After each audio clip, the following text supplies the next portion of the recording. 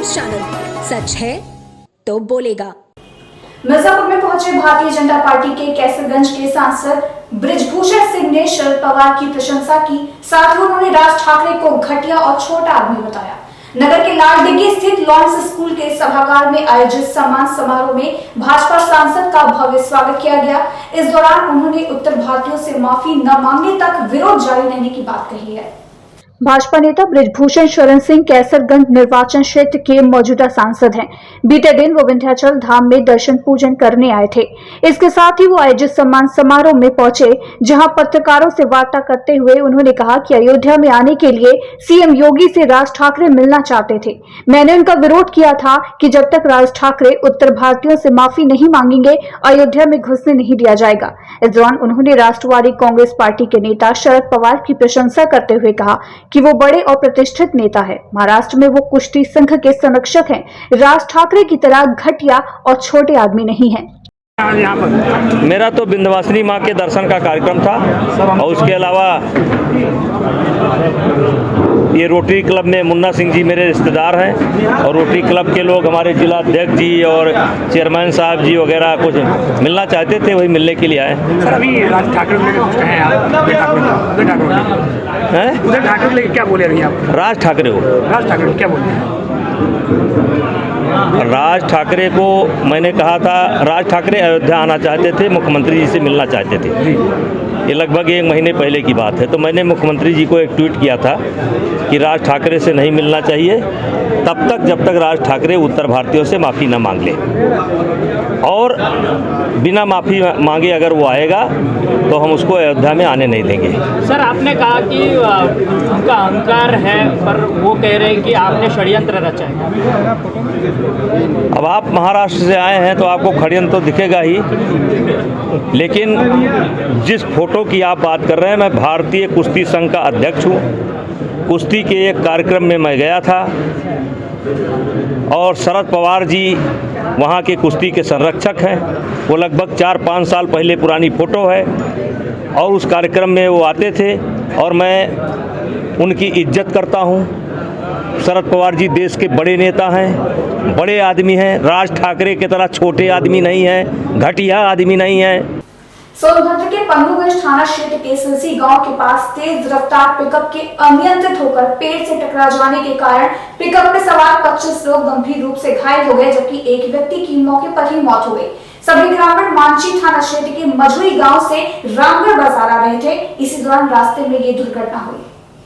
30 की संख्या में ग्रामीण मझुई गांव से पत्थरकुआं होते हुए पन्नूगंज के रामगढ़ बाजार आ रहे थे। तभी ओवरलोड पिकअप गाड़ी अनियंत्रित होकर सिलसी गांव में पेड़ से टकरा गई। पिकअप गाड़ी में महिलाओं, बच्चों समेत कुल 30 लोग सवार थे। इस दुर्घटना में 25 लोग घायल हो गए। सभी को उपचार के लिए जिला अस्पताल रॉबर्ट्सगंज भेजा गया। इस दुर्घटना में पत्थरकुआं गांव निवासी 55 वर्षीय सुखलाल की मौके पर ही गंभीर चोट लगने के कारण मौत हो गई। घटना के बाद मौके पर पहुंची पुलिस ने मृतक के शव को पोस्टमार्टम के लिए जिला अस्पताल रॉबर्ट्सगंज भेज दिया है। और कितने लोग सब घायल हैं और कितने लोगों की सब मौत हो गई सर, क्या मामला है?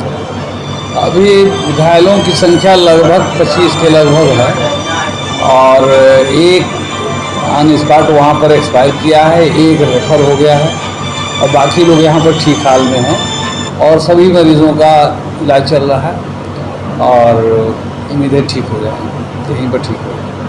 सर कितने पेशेंट सर कितने घायल हैं कि जो मतलब BHU ले गए सर? एक पेशेंट ऐसा था जो गंभीर था और उसी BHU के लिए ट्रामा सेंटर के लिए रेफर किया गया है, बाकी सब यहाँ पर इलाज चालू है। उत्तर प्रदेश सरकार कितना भी जीरो टॉलरेंस नीति पर काम करने का दावा करती हो, लेकिन भ्रष्टाचार रुकने का नाम नहीं ले रहा। चंदौली में 10,000 रुपए का रिश्वत लेता एक लेखपाल गिरफ्तार किया गया है, जिसे एंटी करप्शन की टीम ने मुगलसराय तहसील के पास से हिरासत में लिया है। एंटी करप्शन की टीम ने मुगलसराय तहसील के पास से एक लेखपाल को 10,000 रुपए का रिश्वत लेते गिरफ्तार किया।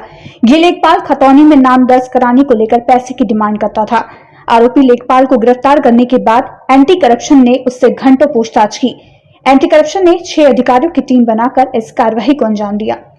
EOW का कैसा यहाँ पे एंटी करप्शन का कैसा कार्रवाई हुआ है चंदौली में? हाँ, उसमें उस कार्रवाई के संबंध में मैं ये बताना चाहूँगा कि शिकायतकर्ता वसीम खान सन्नाब गयासुद्दीन खान निवासी बहादुरपुर थाना मुगलसराय जनपद चंदौली द्वारा एक शिकायती प्रार्थना पत्र भ्रष्टाचार निवारण संगठन वाराणसी इकाई में दिनांक 10/6/2022 को दिया गया, जिसमें यह आरोप लगाया गया कि मेरा एक वाद जो है एसडीएम मुगलसराय के यहाँ चल रहा था, जिसमें उनके द्वारा ये निर्देशित किया गया था कि उनके अराजी संख्या 83/1 में सहखातेदारों का अंश अलग कर आख्या लगाने हेतु तहसीलदार को निर्देशित किया गया था। उक्त पत्रावली वर्तमान समय में हल्का क्षेत्रीय लेखपाल श्री बजरंगबली विश्वकर्मा के पास पत्रावली लंबित थी, जिसके लिए उन्होंने अपने प्रकरण को निस्तारण करने हेतु बार बार इन्होंने निवेदन किया। क्षेत्रीय लेखपाल श्री बजरंगबली विश्वकर्मा द्वारा पत्रावली निस्तारित करने या रिपोर्ट लगाने के एवज में 10,000 रुपये रिश्वत की मांग की गई, जिसके संबंध में उन्होंने उस प्रार्थना पत्र को गोपनीय तौर पर जांच कराई गई।